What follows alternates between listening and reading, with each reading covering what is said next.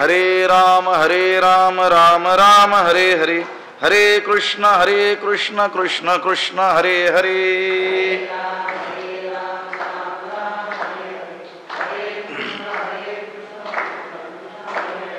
पुंडलीक वरदा हरि विठ्ठल श्री ज्ञानदेव तुकाराम, पंढरीनाथ भगवान की जय, माऊली ज्ञानेश्वर महाराज की जय, जगद्गुरु तुकाराम महाराज की जय।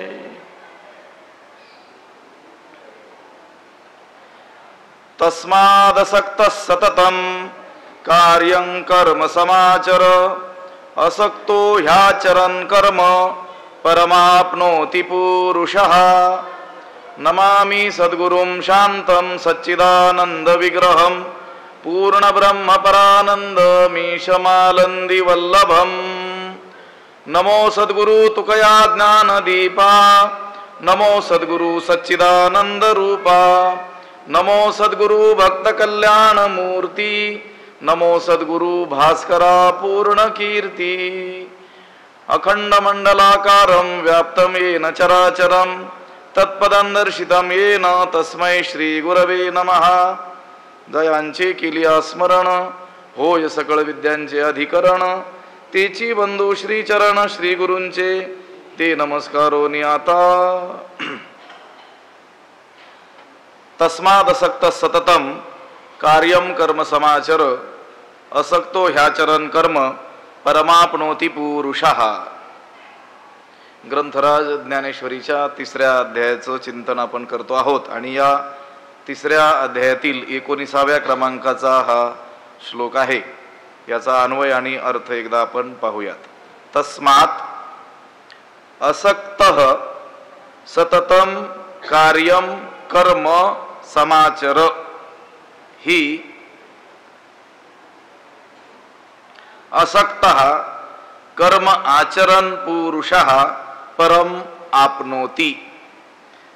त्याचा अर्थ असा होईल, तस्मात् म्हणून, असक्तः आसक्ती रहित होऊन, फळाविषयी सर्व काळ अनासक्त राहून, सततम कार्यम कर्म समाचर, नेहमी जी वर्णाश्रम विहित असलेली कर्तव्य कर्म आहेत ती कर, म्हणून फळाविषयी सर्व काळ अनासक्त राहून कर्तव्य कर्म चांगल्या प्रकारे तू कर। असक्तः सन म्हणजे अनासक्त राहून, कर्म आचरण पुरुषः कर्म करणारा पुरुष, परम आपनोति मोक्षाला प्राप्त होतो। तस्मात शब्दाचा अर्थ आहे म्हणून, त्या अर्थी मागच्या या 17 आणि 18 या 2 श्लोकामध्ये जी स्थिती सांगितलेली आहे, ब्रह्मज्ञानी पुरुषाची जी स्थिती सांगितलेली आहे, यस्त्वात्मरतिरेव स्यादात्मतृप्तश्च मानवः आत्मन्येव च संतुष्टस् तस्य कार्यं न विद्यते आणि नैव तस्य कृतेनार्थो नाकृते नेह कश्चन न चास्य सर्वभूतेषु कश्चिदर्थव्यपाश्रयः। या 2 श्लोकामध्ये सांगितलेल्या ब्रह्मज्ञानी पुरुषाच्या जी स्थिती आहे त्या स्थितीपर्यंत तू अद्यापि पोहोचलेला नाहीस। ती स्थिती तू ज्या अर्थी प्राप्त केलेली नाहीस त्या अर्थी तू अजून कर्माचाच अधिकारी आहेस, म्हणून कर्म तू केलंच पाहिजेस। फक्त आता ते कर्म करत असताना फलासक्ती रहित होऊन काय करायचंय, ते कर्म करायचंय, असं या श्लोकामध्ये भगवंत सांगत आहेत। तस्मादसक्त सततम कार्यम कर्म समाचर, तस्मात् असक्तः सन सततम कार्यम कर्म समाचर। त्याचं कारण सांगतात, तू म्हणून आसक्ती रहित होऊन तू नेहमी कर्तव्य कर्म करत जा। कारण अनासक्त होऊन कर्म आचरणारा जो पुरुष आहे तो परम आपनोती, मोक्षाला प्राप्त होतो. आता गीतेमध्ये जसा जसा काही प्रसंग येईल तशी तशी अनेक विषयांची चर्चा केलेली आपल्याला आढळून येते. पण चर्चा कोणतीही असली तरी भगवंत अर्जुनाला ज्यावेळेस उद्देशून प्रामुख्यानं जे काही सांगतात ते म्हणजे निष्काम कर्म करायचं सांगताना आपल्याला आढळून येतं. आता दुसऱ्या अध्यायामध्ये सांख्य योग म्हणजे ज्ञानाची काय केली, चर्चा केली, आत्म्यासंबंधी बरंच बोलल्या गेलं. पण तरी देखील अर्जुनाला सांगताना तू निष्काम कर्मच केलं पाहिजे. आता अर्जुनाच्या बुद्धीचा गोंधळ उडाला, त्यानं प्रश्न केला. त्यावेळेस भगवंतानं सांगितलं, ओ गाणं आलं म्हणून मी ज्ञानाबद्दल तुला सांगितलं, पण तुला खरं मला काय सांगायचंय, बुद्धियोग म्हणजे निष्काम कर्मयोगच सांगायचा आहे. हा ध्रुवपदच आहे, ते पालुपदच आहे. तू निष्काम कर्म केलं पाहिजे. आता इथं या 2 श्लोकामध्ये ब्रह्मज्ञानी पुरुषाची जी स्थिती आहे तिचं वर्णन केलं. ते वर्णन यासाठी केलं की ते मानवी जीवनाचं लक्ष्य आहे, ध्येय आहे, तिथपर्यंत पोहोचायचं आहे. पण अजून तू तिथं पोहोचलेला नसल्यामुळं त्यांना ज्या प्रकारे कर्तव्य राहिलेलं नसतं तशी अवस्था तुझी अजून झालेली नाही. तस्य कार्यम न विद्यते, त्याला काही कर्तव्य राहत नाही, त्याला राहत नाही, तुला आहे असं आहे. म्हणून तस्मादसक्त सततम, या बाजूला या, कार्यम कर्म समाचर असक्तो ह्याचरण कर्म परमाप्नोती पुरुषः. म्हणोनी तू नियतू सकळ काम रहितू होऊन या उचितू स्वधर्मे राहटे. अन्वय जसाच्या तसा आहे. म्हणोनी, म्हणून, तू, नियतू म्हणून तू, जे नियत वर्णाश्रम विहित असलेलं तुला जे सांगितलेलं कर्म आहे ते कसं कर. सकळ कामना रहितू, सर्व फळ कामना रहित, सर्व फल इच्छा रहित, सर्व इच्छांनी रहित होऊन या उचित स्वधर्मे राहटे. वर्णोचित स्वधर्मानं तू वागलं पाहिजे, आपल्या धर्माप्रमाणे वागलं पाहिजे. म्हणून शब्दाचा अर्थ आहे ज्या अर्थी तुझ्या मनाला अजून बोध झालेला नाही. कारण जववरी अर्जुना तो बोध भेटेना मना, तवची या साधना भजावे लागे. आणि लगेच हा श्लोक आलेला आहे. ज्यांना बोध प्राप्त झालेला आहे त्यांच्याकरिता कर्तव्य शेष राहिलेलं नाही.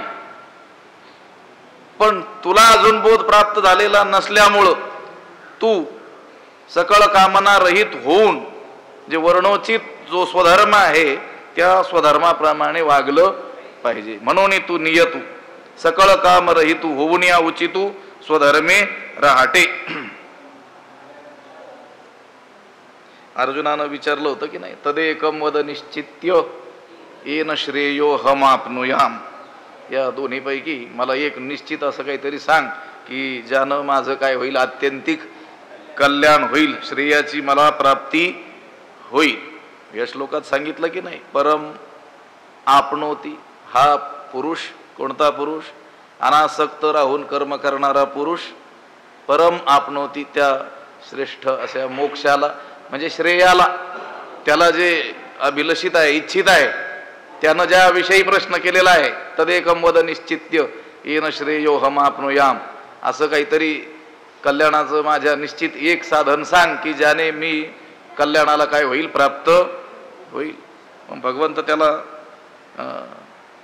कामरहित, सकळ कामना रहित, फलासक्ती सोडून जे वर्णोचित जे कर्म आहे ते कर्म करण्याविषयी आज्ञा देत आहे. हे पहा, वास्तविक पाहिलं तर कर्म हे बंधनकारक नाही आहे, परंतु त्यामधील फलेच्छा ही काय आहे, बंधनाला हेतू आहे. म्हणून विहित कर्म हे फलेच्छा आणि देहाहंकार टाकून केलं पाहिजे. भगवंत म्हणतात हा माझा काय आहे, निरोप आहे. भगवंताचा निरोपच आहे की फलेच्छा आणि देहांकार टाकून काय केलं पाहिजे, कर्म केलं पाहिजे. आता अशा प्रकारे जे कर्म केलं जाईल त्याचं फळ काय ते यानंतरची जी ओवी आहे त्या ओवीमध्ये सांगतात. इथं सांगितलं की अशा रीतीने कर्म कर, म्हणून तू नियतू सकळ कामना रहितू होऊनिया उचितू स्वधर्मे राहटे. सर्व फळाविषयीच्या इच्छांनी रहित होऊन वर्णोचित जो स्वधर्म आहे त्या स्वधर्माने तू वागलं पाहिजे. जे स्वधर्मे निष्कामता अनुसरले पार्था ते कैवल्य पद तत्वता पातले जगी किंवा पावले जगी. पार्था जे निष्कामता स्वधर्मे अनुसरले ते जगी पर कैवल्य तत्वता पातले किंवा पद कैवल्य, कैवल्य पर किंवा कैवल्य पद असे दोनही काय आहेत त्या उभीमध्ये पाठ असलेले आपल्याला आढळून येतात. अर्जुना, जे निष्काम बुद्धीने स्वधर्माने वागले तेच या जगामध्ये श्रेष्ठ अशा मोक्षाला निसंशय प्राप्त झाले आहे. तत्वता निश्चय करून त्या मोक्ष स्थितीला प्राप्त झालेले आहेत, पोहोचलेले आहेत, पोहोचतात. जे स्वधर्मे निष्कामता किंवा स्वकर्मे निष्कामता, निष्कामतेने निष्काम बुद्धीने. हे पहा, आता परम कल्याण प्राप्त करून घ्यायचंय ते जर आपलं लक्ष असेल, ते जर आपलं ध्येय साध्य आपण मानलेलं असेल तर ती कर्मे करत असताना त्या कर्माचं म्हणून सांगितलं गेलेलं जे क्षुद्र काय छोटंसं फळ असेल त्याचा काय करावं लागेल, त्याग करावाच लागेल. मोठं फळ मिळवण्याकरिता लहान फळाचा त्याग करावाच लागतो. 10 रुपयाचा त्याग केल्याने 100 रुपये जर प्राप्त होत असतील तर त्या 10 रुपयाचा त्याग केलाच पाहिजे. आता हे उदाहरण काय बसत नाही. तो श्रेष्ठ असलेला मोक्ष त्याच्या तुलनेत ही जी क्षुद्र जी फळं आहेत, धनधान्यादी संपत्ती किंवा अगदी पारलौकिक दिव्य भोग का असेना, स्वर्गादी स्वर्गादी लोकांतरक असेना, पण त्या मोक्षाशी कशी त्याची तुलना होऊ शकते, होऊच शकत नाही. त्या परम असा मोक्ष तो प्राप्त जर होत असेल तर या क्षुद्र फळांचा काय करावं लागेल, त्याग करावाच लागेल. म्हणून जे स्वधर्मे निष्कामता, निष्काम बुद्धीनं स्वधर्मानं जे वागले, स्वधर्मानंच वागायचे, आपल्या वर्णोचित जे कर्म आपल्याला सांगितलेलं आहे तोच आपल्यासाठी काय आहे, स्वधर्म आहे. आपण ठरवायचं, आपण ठरवण्यामध्ये स्वतंत्र नाहीत की हा माझा स्वधर्म आहे म्हणून. शास्त्र ठरवणार. तस्मात् शास्त्रम प्रमाणन्ते कार्याकार्य व्यवस्थितो ज्ञात्वा शास्त्र विधानोक्तम कर्म कर्तुमिहारसि.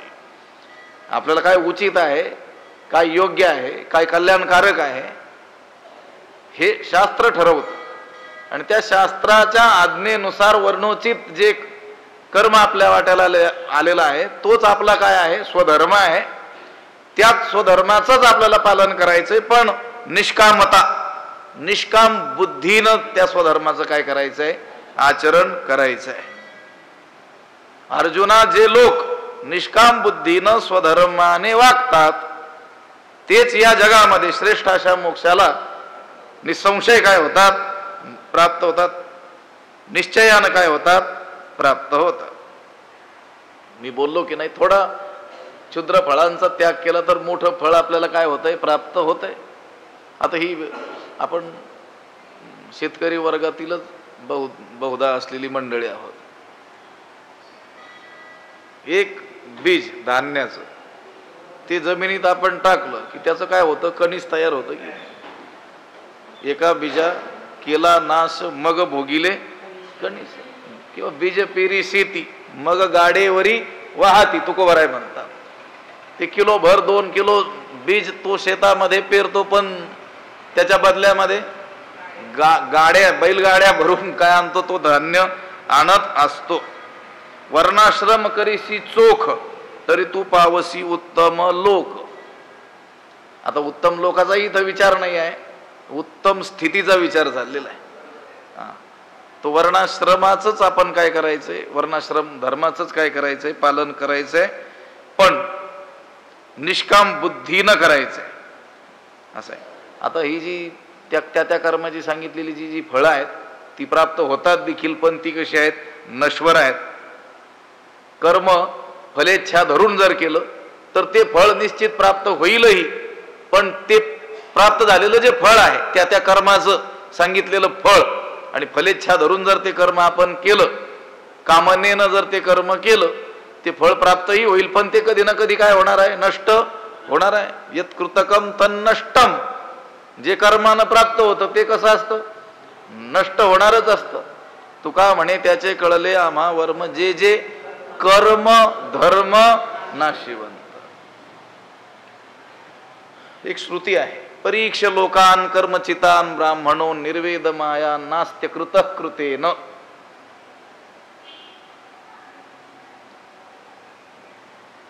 कृतेन अकृत हा नास्ती, म्हणजे कर्मानं कर्मातीत तो परमात्मा आहे तो प्राप्त होत.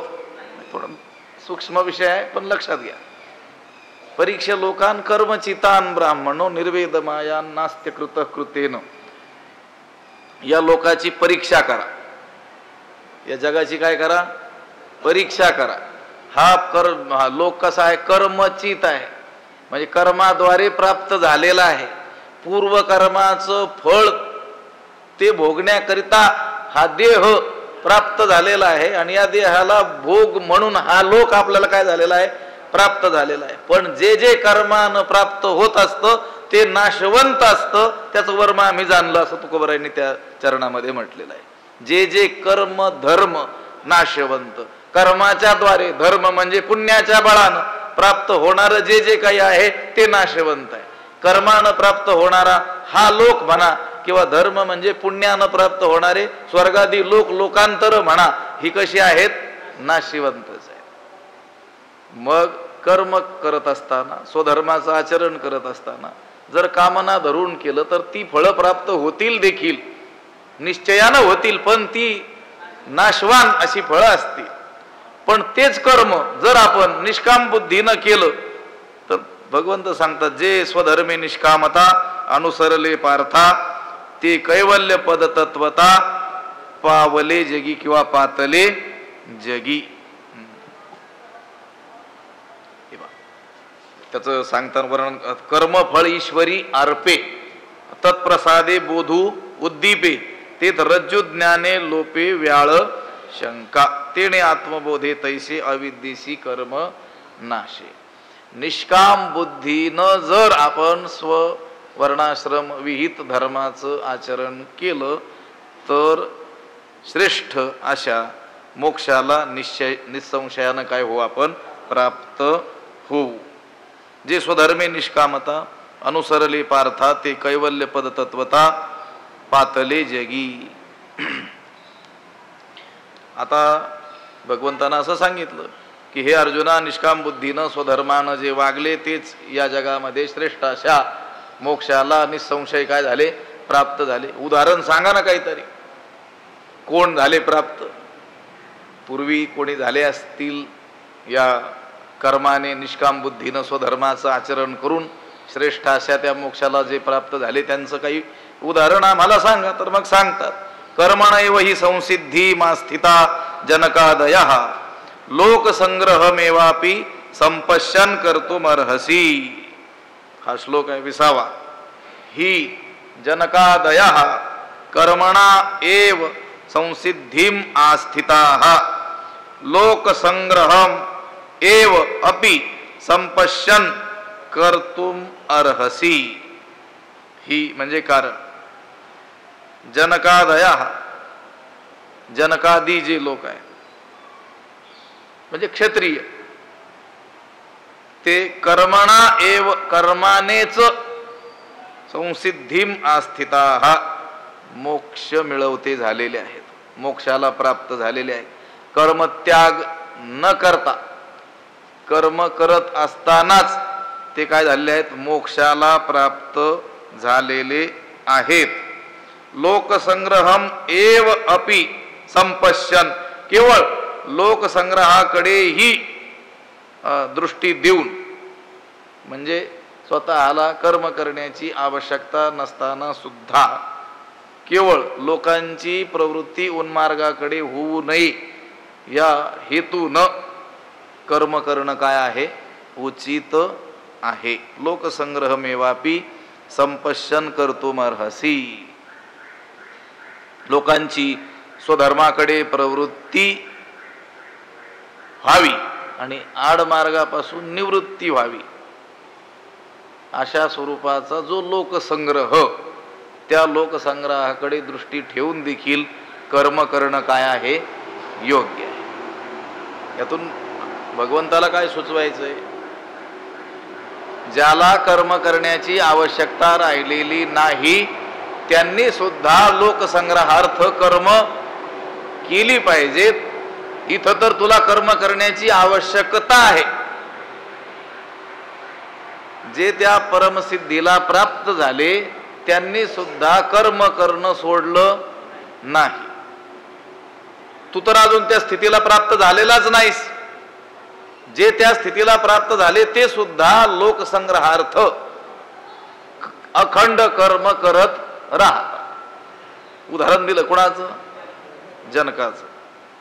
कर्मणा एव, कर्मानेच ते मोक्षाला काय झाले, प्राप्त झाले.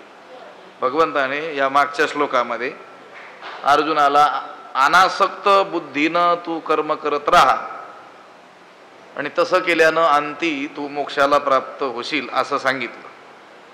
पण ही गोष्ट अर्जुनाला चांगल्या रीतीनं पटावी यासाठी भगवंतानं या श्लोकामध्ये, या 20व्या श्लोकामध्ये पूर्व काळामध्ये होऊन गेलेले जे जनकादी जनक असतील, अश्वपती असतील, अजातशत्रू इत्यादी जे क्षत्रिय राजे त्यांना कर्ममार्गानेच मोक्षप्राप्ती झाली असा काय केलेला आहे, दाखला या ठिकाणी दिलेला आहे. उदाहरण त्या अर्जुनासमोर ठेवलेलं आहे. भगवंताने या ठिकाणी मुद्दामच त्या जनकाचं काय केलेलं आहे, उदाहरण दिलेलं आहे. कारण जनक राजा कोण होता, क्षत्रिय होता. आता हा अर्जुन आहे, याला एखाद्या ब्रह्मकुलोत्पन्न मुनीचं उदाहरण देऊन चालणार नव्हतं. कोणाचं उदाहरण द्यावं लागणार होतं. कारण याने पुन्हा एखादी शंका केली असती, तुम्ही जे उदाहरण दिलं ते कोणाचं दिलं, ते ब्राह्मण कुलोत्पन्न कुणा ऋषीचं दिलेलं आहे. त्यांची साहजिकच शमदमादीकडे काय असते, प्रवृत्ती असते. असं काहीतरी त्याने शंका कुशंका घेऊ नये म्हणून अगोदरच काळजी घेऊन देवानं उदाहरण देतानाच कोणाचं दिलं, क्षत्रियाचं. तू स्वतःला क्षत्रिय समजतोस ना, तर मग तुला वर्णोचित जे कर्तव्य कर्म आहे तुझं, लढणं, क्षत्रियाचं कर्म लढणं. केवळ लढणंच नाही, प्रसंग प्राप्त असेल तर लढणं. बारकाव आहे त्याच्यात. नाही तर क्षत्रियांनी लढतच राहायचं, म्हणजे काही कामं करायचीच नाही दुसरी. राज्य चालवणं हे त्याचं काम, पण त्याच्यात बाधा निर्माण होत असेल तर लढायचं, हे लक्षात घेतलं पाहिजे. नाही तर मग 24 घंटे अहोरात्र लढाईच करणं हे नाही.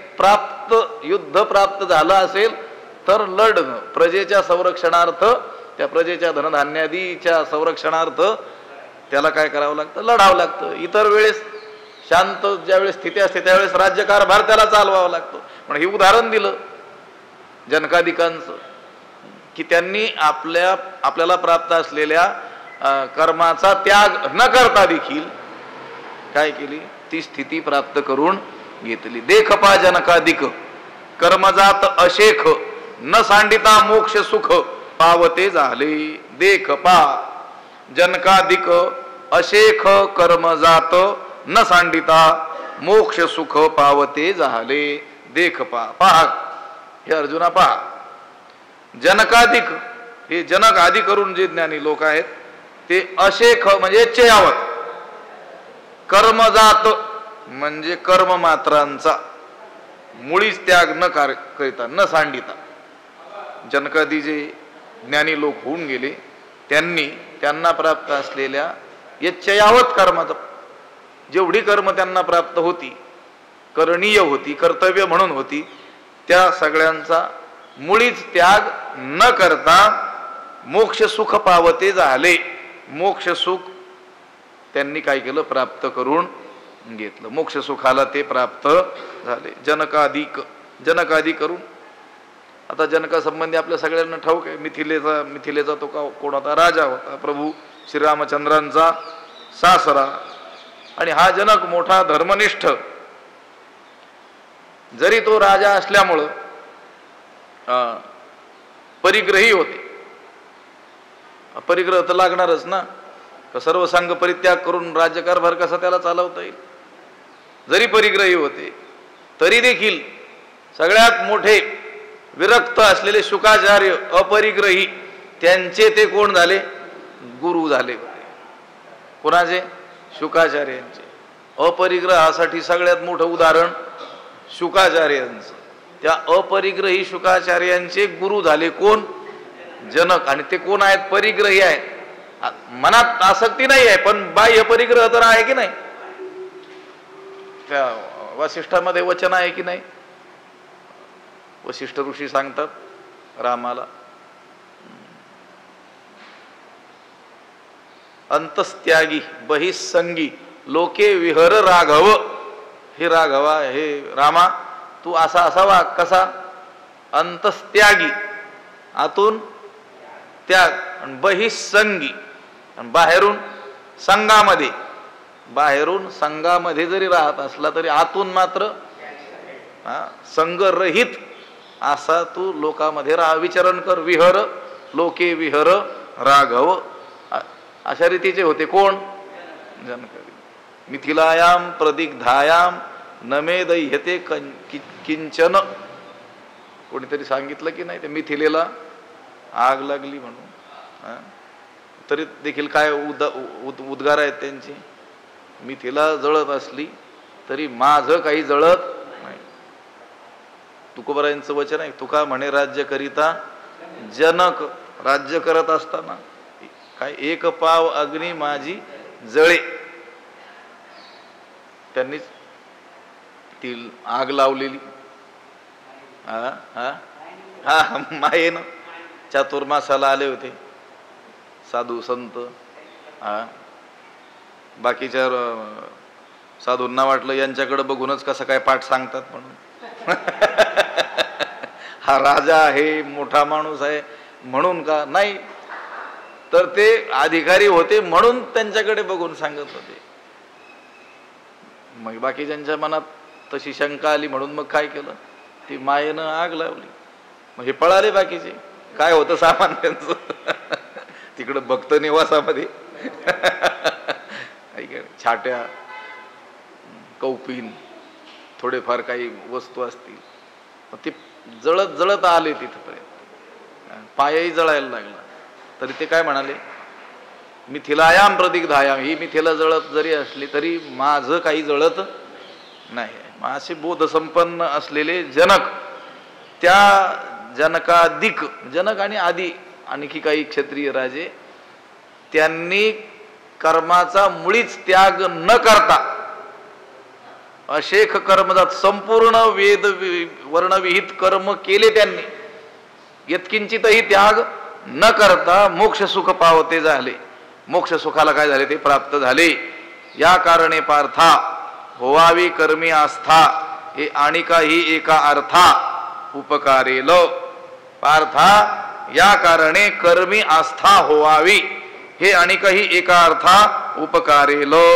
पार्था, अर्जुना, या कारणे, या करिता, कर्मी म्हणजे कर्माच्या ठिकाणी, आस्था होवावी म्हणजे कर्म करण्याविषयी काय असली पाहिजे? आस्था असली पाहिजे. हे जनकाधिक जे शिष्ट पुरुष, श्रेष्ठ पुरुष होऊन गेले, त्यांचा जो आचार आपल्याला दिसून येतो तो काय आहे? कर्म करण्याचाच आहे. याकरिता, या कारणे, या कारणे म्हणजे वर सांगितलं की नाही, देखपा जनकाधिक कर्मजात अशेक न सांडिता मोक्ष सुख पावते झाले. या कारणे हे जनकाधिक जे लोक होऊन गेले, त्यांनी आपल्या कोणत्याही कर्तव्य कर्माचा त्याग न करता देखील मोक्ष सुखाला प्राप्त झाले. म्हणून हे अर्जुना, याकरिता कर्म करण्याविषयी काय असली पाहिजे? आस्था असली पाहिजे. दुसऱ्याही एका बाबतीमध्ये काय आहे? उपयोगी आहे. ही आस्था दुसऱ्याही एका प्रयोजनाने काय होते? उपकारक होते. आस्था म्हणजे कळकळ, ते कर्म करण्याविषयीची कळकळ, अगत्यानं ते कर्म केलंच पाहिजे अशी मानसिकता असली पाहिजे. हे पहा, कर्म जर आस्थेनं केलं तर ते यथासांग होत असतं. नाहीतर मग आता प्राप्त आहे, केल्याशिवाय गत्यंतर नाही म्हणून जर बळजबरीनं ते कर्म केलं तर ते काही फळ देऊ शकत नाही. अशा बुद्धीनं तर ते कर्म करूच नाही. कर्म हे आपल्या हिताकरिता आहे अशी जाणीव जर असेल तर त्या कर्मामध्ये आस्था निर्माण होत असते. या कर्माने आपलं अत्यंतिक कल्याण होणार आहे अशी भावना जर मनामध्ये सदैव असेल तर मग ते कर्म करण्याविषयी आस्था, कळकळ माणसाच्या मनामध्ये निर्माण होत असते. या कारणे पार्था होवावी कर्मी आस्था. हे आणि काही एका अर्था उपकारेल. शिवाय कर्माविषयीची जी आस्था आहे ती दुसऱ्याही एका अर्थाने उपकारक होते. हा दुसरा कोणता अर्थ? दुसऱ्या कोणत्या अर्थाने ही कर्मामध्ये असलेली आस्था उपकारक आहे? तर ते पुढं सांगतात. जे आचरता आपण पेया, देखी लागेल लोकायया, तरी चुकेल हा अपाया प्रसंगीची. हे पहा, अज्ञानी जो मनुष्य आहे, अजून त्या स्थितीला प्राप्त झालेला नाही आहे, त्याला तर कर्म करणं काय क्रमप्राप्तच आहे, त्याला तर ते करावंच लागेल. कर्म त्याग करून चालणारच नाही. पण जे त्या स्थितीला प्राप्त झालेले आहेत ना, त्यांची सुद्धा त्या कर्मामध्ये आस्था दिसून येते.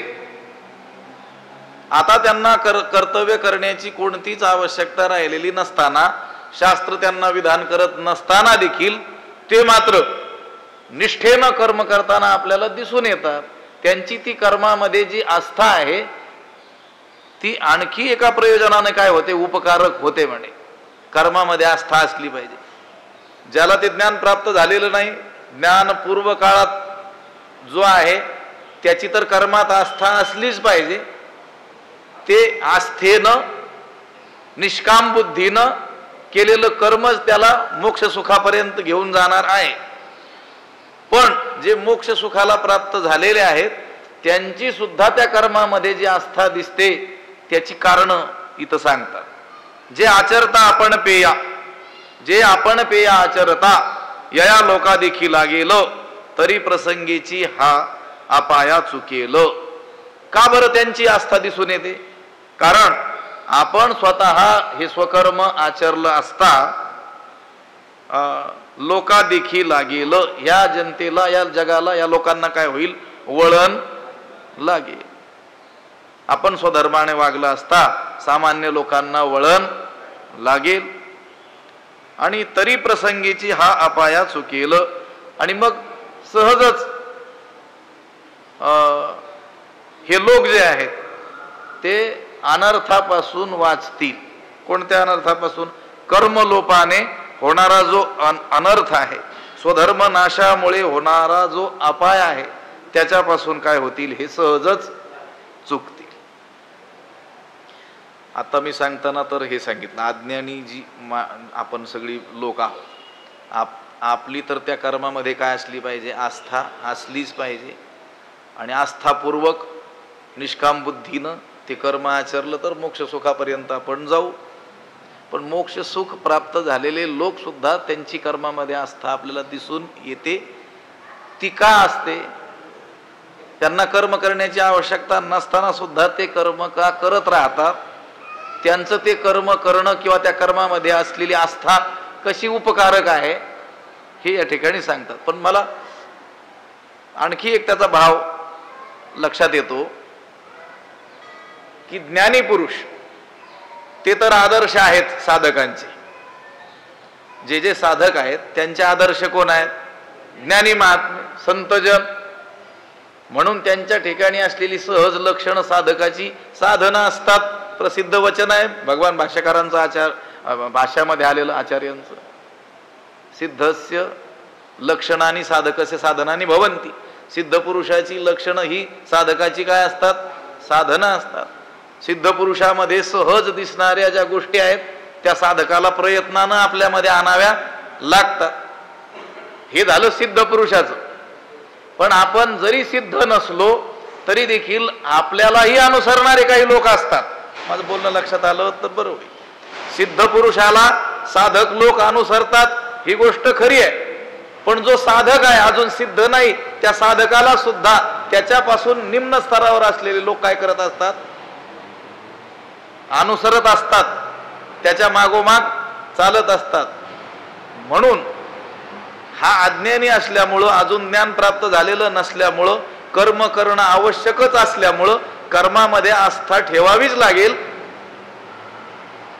हे कारण आहे त्याचं. त्याला मोक्ष सुखाला जर प्राप्त व्हायचं असेल तर कर्मामध्ये आस्था ठेवून ते कर्म करावं लागेल. पण दुसरेही एका कारणाने त्याला कर्मामध्ये आस्था ठेवावी लागेल. कोणत्या? कारण त्याला सुद्धा कोणीतरी अनुसरणारे लोक असतात.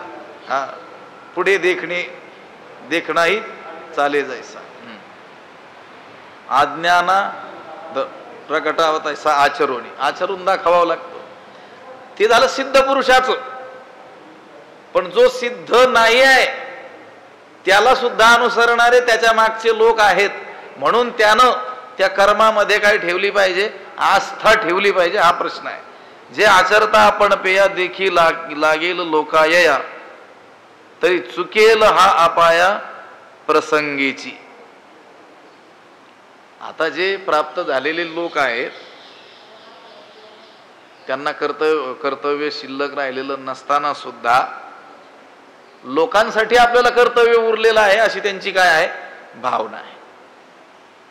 देखे प्राप्तार्थ झाले जे निष्कामता पावले, तया ही कर्तव्य असे उरले लोका लागी. देखे जे प्राप्तार्थ झाले निष्कामता पावले, तया ही लोका लागी कर्तव्य उरले असे. देखे पहा, जे प्राप्तार्थ झाले, जे कृतार्थ झालेले आहे. निष्कामता पावले, निष्कामतेला प्राप्त झाले, निरीच्छ जे होऊन गेलेले आहेत. तया ही लोका लागी कर्तव्य उरले असे, त्यांना देखील लोकांसाठी कर्म हे शिल्लक राहतच. आता ते त्यांच्या हातात आहे करायचं की नाही, पण ते करतच राहतात. ते काही त्याचा त्याग करत नाहीत. मोक्ष सुखाला जरी प्राप्त झालेले असले तरी देखील ते पूर्वीप्रमाणेच अज्ञानी अवस्थेत असताना जे कर्म करत होते तशीच काय करत राहतात? कर्म करत राहतात. पण कोणासाठी? लोकालागी, लोकांसाठी. देखे प्राप्तार्थ झाले, कृतार्थ जे झालेले आहेत, कृतकृत्य जे झालेले आहेत, जीवनमुक्त जे झालेले आहेत, परमपुरुषार्थ मोक्ष जो त्यांनी प्राप्त करून घेतलेला आहे, तसे असे जीवनमुक्त ते प्राप्तार्थ जे पुरुष आहेत, जे निष्काम स्थितीला प्राप्त झालेले आहेत, निरीच्छ झालेले आहेत, की मिच्छन कस्य कामाय शरीरमन संजरेत, त्यांना कशाचीच इच्छा उरलेली नाही आहे, असे जे लोक आहेत त्या महात्म्यांना देखील लोकांची धर्माकडे प्रवृत्ती होण्यासाठी कर्तव्य उरलेलंच असतं. आणि मला सांगा, त्यांनी जर कर्तव्य केलंच नाही, समजा ते त्या मोक्ष स्थितीला प्राप्त झाले आणि आता त्यांना कर्तव्य शेष राहिलेलं नाही, काम नाही झालो पाहिरी कामा, आणि ते त्यांच्या मोक्ष अवस्थेतच जर राहिले, उत्तमा सहज अवस्थेत राहिले, पडून राहिले, तर आपल्याला मार्ग दाखवणारं कोणी राहील का? नाही राहणार. आता माझे जीवीची आवडी पंढरपुरा नेईन गुढी, पांडुरंगी मन रंगले, हे ज्ञानोबराय म्हणतात. हे प्राप्त स्थितीत म्हणतात की नाही? पांडुरंग स्वरूप होऊन गेलेले असताना ते म्हणतात की नाही? ज्ञान गिळून गावा गोविंदुगा, या स्थितीतून ते म्हणतात की नाही? आता आवश्यकता आहे का त्यांना? पण मला सांगा, त्यांना आवश्यकता नाही म्हणून त्यांनी जर ती साधनं सोडून दिली असती तर मग आपल्याला उपाय काय राहिला असता उद्धाराला? जाळू नये नाव पावलेनी पार, मागीला आधार बहुतांचा. त्यांनी ती साधनं जर ठेवली नसती तर म्हणजे आपल्याला माहिती कशी झाली असती? आपल्याला उद्धाराला काही मार्ग होता का? नाही. म्हणून ते ज्ञान प्राप्त झाल्यानंतर सुद्धा आपल्यासाठी लोकांसाठी त्या कर्माचा त्यांनी त्याग केला नाही, उलट अर्भकाचे साठी पण ते हाती धरिली पाटी, तैसे संत जगी क्रिया करुणी दाविती अंगी. स्वतः त्या क्रिया करून त्यांनी दाखवल्या. त्यांना गरज नाही लोकांसाठी. जसं त्या बाळकाला अक्षर ओळख करून देण्याकरिता ते पंतोजी मास्तर गुरुजी काय करत असतात, ते अक्षर गिरवत असतात. म्हणजे त्यांना लिहिता येत नाही वेगानं असं नाही, पण त्या बालकासाठी काय ज्ञानोबरांची उभी, हे असो पंडितू धरुणी बाळकाचा हातू, ओळी लिही सुव्यक्तू आपण पाच.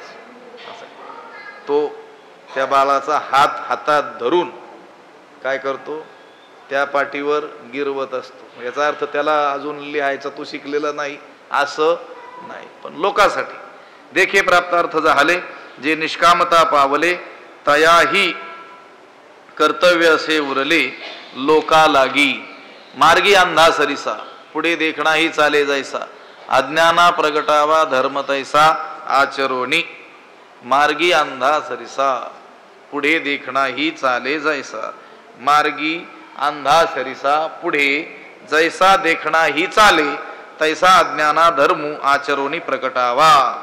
मार्गी म्हणजे त्या रस्त्यावर, अंधा सरिसा आंधळ्याबरोबर, पुढे जैसा देखणाही चाले पुढे मार्ग दाखवणारा, जसा देखणा म्हणजे डोळस मनुष्य चालतो, आंधळ्याबरोबर त्याचा हात धरून त्याला मार्ग दाखवण्याकरिता जसा डोळस माणूस त्याच्या पुढे चालतो, तैसा अज्ञाना धर्मू आचरोनी प्रकटावा. त्याच पद्धतीनं अज्ञानी अजान मनुष्याला त्या ज्ञानी पुरुषाने धर्म स्वतः आचरण करून दाखवावा.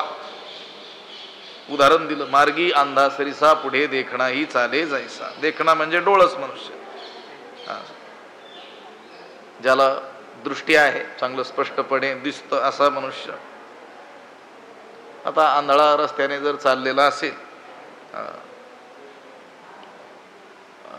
आणि तो जर एखाद्या विहिरी जवळून चाललेला असेल, त्याला ते दिसलेलं नसेल, तुकोबाराय म्हणतात की नाही, आंधळे अंधकुपी पडता देखणेनी लावावे सतपथा. तो आंधळा जर त्या अंधकुपामध्ये त्या पडक्या विहिरीमध्ये जर पडत असेल तर ज्यानं त्याला पाहिलंय असा डोळस माणूस त्यानं काय करावं, त्याला हाताला धरून नीट रस्त्याला नेऊन सोडलं पाहिजे. हे समस्त जग, ही सगळी आपण सगळी अज्ञानी लोक हे कोण आहोत, आंधळेच आहोत की नाही. जी ही नाही हरी ओळखीला आहे ना, तुकोबाराय म्हणतात ते कोण आहेत, आंधळे लोक आहेत ज्यांनी हरीला ओळखलेलं. आंधळी ती तुका म्हणे संसारी, जी ही नाही हरी ओळखीला. ही संसारी लोक ज्यांनी हरीला ओळखलेलं नाही, हे सगळे कोण आहेत, आंधळेच आहेत. आणि हे आंधळे चाललेले आहेत एका रस्त्याने, मालिकाच चाललेली अशी एकामाग एक. मग ते संत पुरुषांनी पाहिलं, त्यांना काही त्या दिशेला जायचं नव्हतं, पण हे निघालेले होते. त्यांना त्या बाजूला काही काम नसताना सुद्धा त्यांना पोहोचवण्याकरिता त्यांच्या पुढच्याला हाताला धरून ते घेऊन जात असतात. मग त्यांचं अनुसरण केलं की आंधळे देखील तिथं व्यवस्थित योग्य अशा ठिकाणी काय होतात, जाऊन पोहोचत असतात.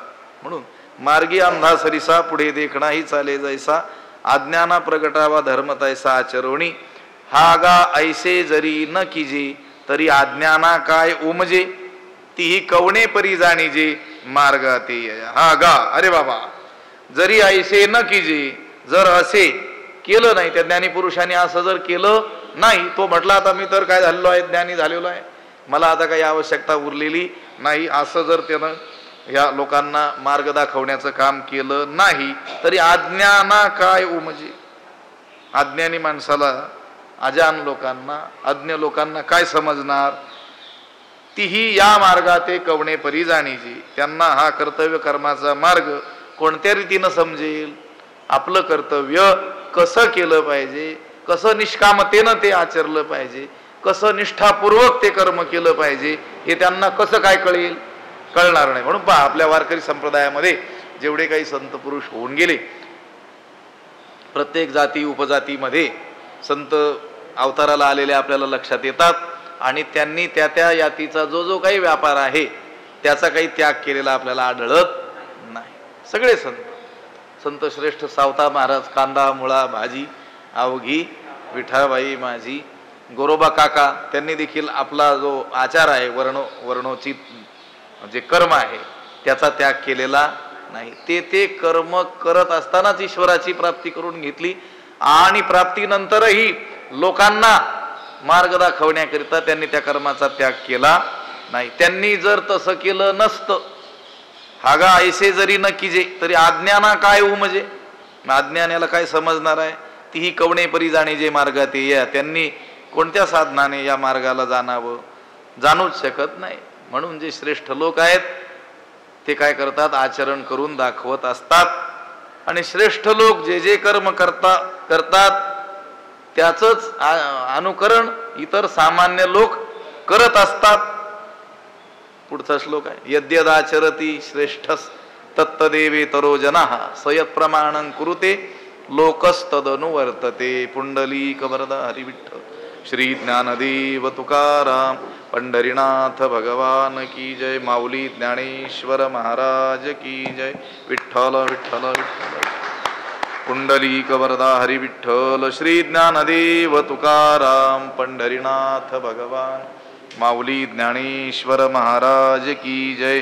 आता विश्वात्मके देवे येणे वाग्यज्ञे तोषावे, तोषोने मद द्यावे. जे खळांची व्यंकटी सांडू, तया सत्कर्मी रती वाढो. भूता परस्परे पडो, मैत्र जीवांचे दुरितांचे तिमिर जावो. विश्व स्वधर्म सूर्ये पाहो, जो जे वांछील तो ते लाहो. प्राणी जात वर्षत सकळ मंगळी, ईश्वर निष्ठांची मांदियाळी. अनवरत भूमंडळी भेटतो या भूता, चला कल्पतरूंचे आरव.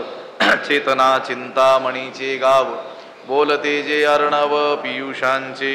चंद्रमे जे अलांछन, मार्तंड जे तापहीन.